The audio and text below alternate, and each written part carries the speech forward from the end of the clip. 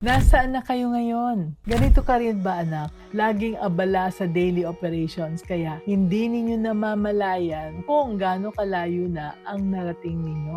Nakaka-guilty yan, di ba? I remember my mentee couple, Tina and Mark, who run a pet supplies and grooming shop. There came a day that nag-celebrate sila ng kanilang anniversary. But instead of enjoying the day, nag-argue pa sila kung sino ang mas maraming ginagawa para sa business that year.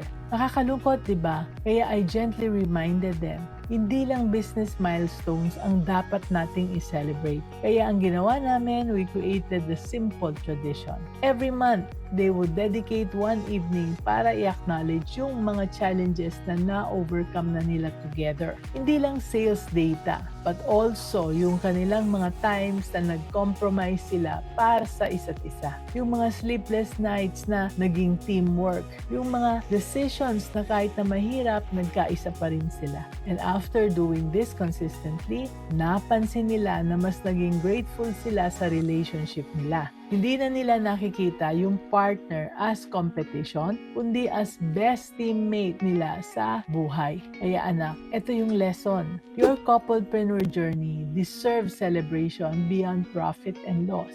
Remember, you're not just building a business together. You're building a life.